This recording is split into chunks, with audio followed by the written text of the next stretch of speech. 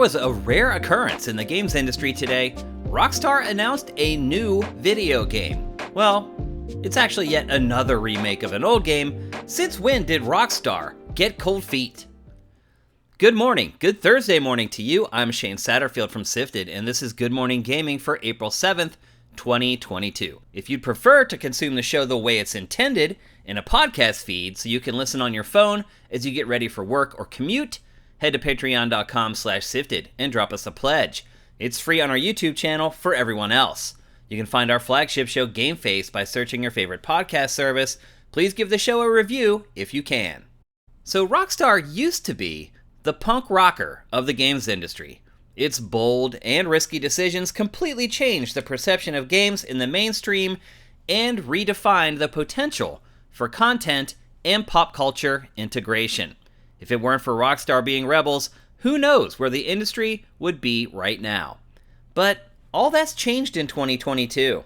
At this point, Rockstar has released just 2 new games in the last 9 years, and has moved towards repetitive online modes instead of creating single-player DLC. Then there was the disaster that was the GTA trilogy, a poorly executed collection of 3 GTA games plagued by bugs and graphical issues. It was a safe bet, and it sold very well, but the developer's reputation was tarnished in the process. This low-hanging fruit strategy continues today, with the announcement that Rockstar is funding a full remake of the first 2 Max Payne games. You know, the shooter that popularized real-time bullet time. A single new product will include both games, and the compilation is under development by franchise creators Remedy Studios, which issued a statement that reads, "Max Payne has always held a special place in the hearts of everyone at Remedy, and we know the millions of fans worldwide feel the same.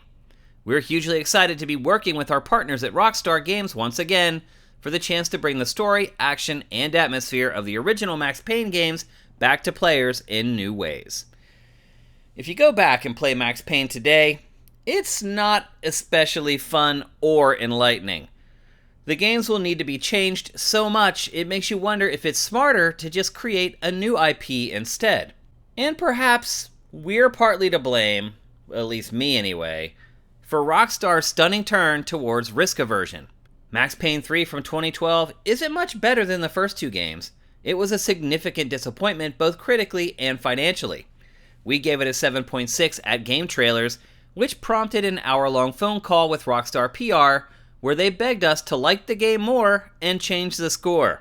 We're guessing it had similar conversations with other outlets, but in the end, it was burned for creating a new game instead of just reworking a known quantity. This rework of the first 2 Max Payne games is coming to PC, PS5, and Xbox Series, but no release date has been announced. It hasn't even entered full production, so the wait is going to be lengthy. But if Rockstar's recent behavior is any indication, expect the bare minimum and as few risks as possible. And now for a couple more stories from the top of your SIFs. House of the Dead remake reviews are in, and for an arcade game from 1997, it's held up pretty well. Its Metacritic average is 66, with the biggest complaint being that the game simply isn't very long. This is a long-running issue, with playing games designed to kill you every 30 seconds, so you put in another quarter, on platforms with infinite continues. Some reviews complain that the Joy-Con-based motion controls aren't all that great either, but it does feature a pretty significant graphical upgrade, and it's a Switch exclusive for now. Speaking of Switch, Nintendo Switch Online's Retro Collection got a boost today with the announcement that Mario Golf 64 will be added to the service on April 15th. Well, in truth, it's really just called Mario Golf. I just added the 64, but it was very highly rated at its release in 1999, and arcade golf hasn't really evolved all that much since. Unfortunately, it looks like online play hasn't been added for its Switch release. In the first real signs of a post-E3 world, THQ Nordic announced today that its big 2022 press conference will be happening on August 12th. That's right. The rising European publisher is letting us know more than 4 months in advance that it's having a big press conference. This may be the first sign that since there's no formal E3 this year, there may also not be some sort of formal big game event in the June timeframe. Without the industry's big anchor event, everything could be coming in all scattershot in 2022. Remember Hyperscape? No? Don't worry, no one else does either. It was Ubisoft's sci-fi battle royale shooter that included a lot of verticality in its gameplay. We actually enjoyed it quite a bit, but we were definitely in the minority. It didn't last long, as it's on the verge of being killed. Well, Ubisoft won't give up, and a brand new but similar looking shooter called Pathfinder leaked today. It's a hero-based third-person shooter like Fortnite, where players proceed through multiple stages of a map to face a boss. This news comes via website Xputer, which claims to have videos and screenshots of the game, but did not share them in its story. So take this news with a grain of salt. Staying with Ubisoft, after yesterday's announcement that Ghost Recon Breakpoint has closed up shop, Kotaku is reporting that the next Ghost Recon game is nearing completion, and could be released in the next fiscal year. According to the blog, the game is under development at Ubisoft Paris. The article also mentions that Ubisoft's take on Warzone, Ghost Recon Frontline, is currently being reworked after a negative reception to its initial announcement.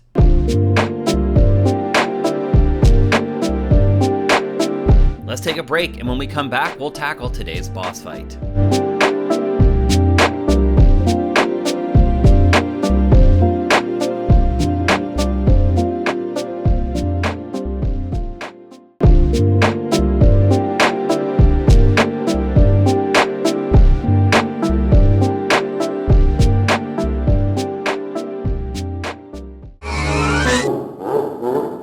Welcome to today's boss fight, where I tackle random topics that may, or may not be, related to video games.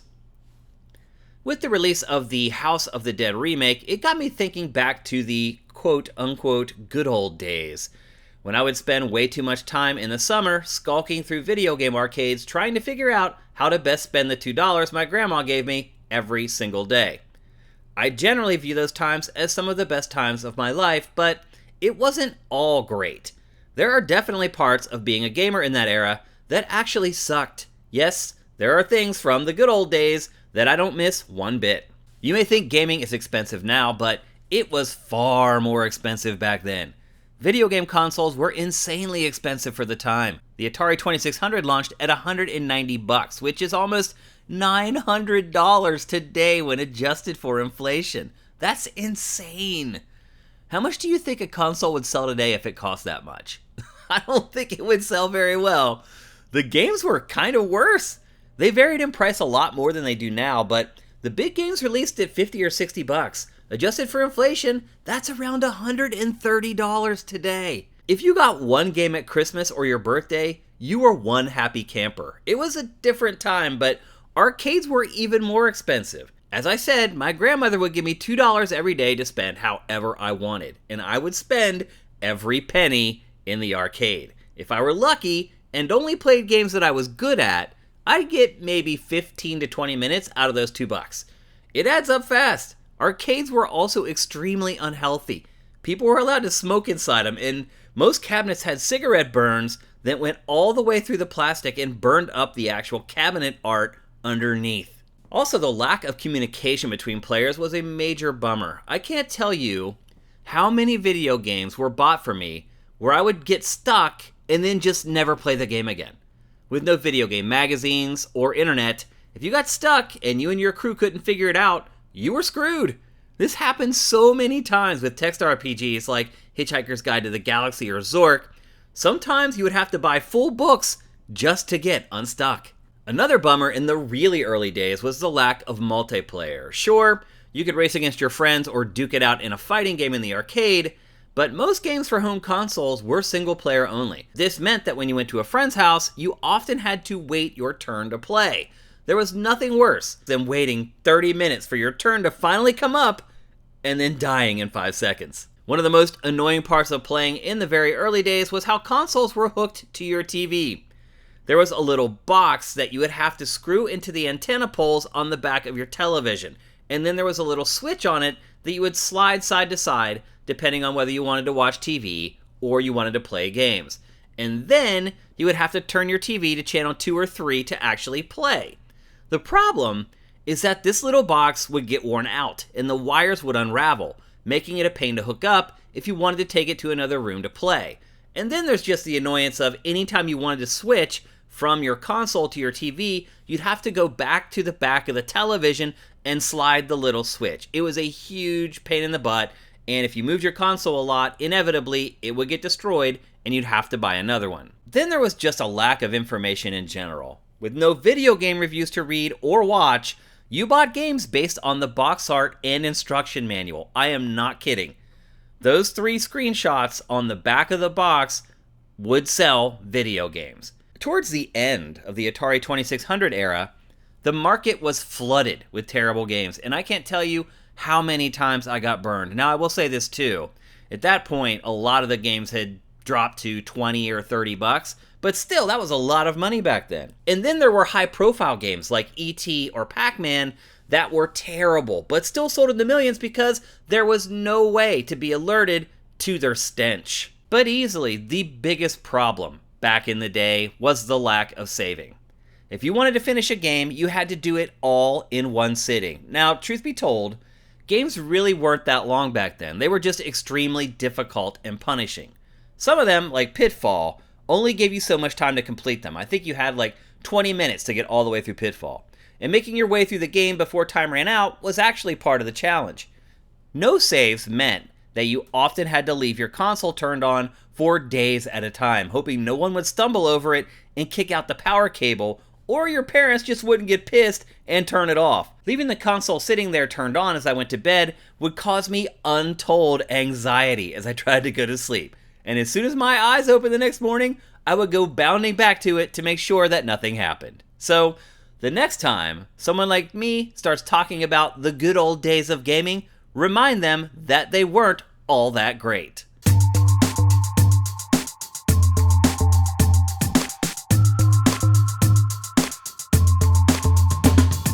Thanks for listening to Good Morning Gaming. I appreciate every single one of you who listens to GMG. I'm Shane Satterfield. Follow me on Twitter at Dinfire and follow Sifted at Sifted Games. And while you're on the interwebs, head to patreon.com/Sifted and drop us a pledge. We'll be back tomorrow with another episode, but until then, make sure you seize today, because there will never be another.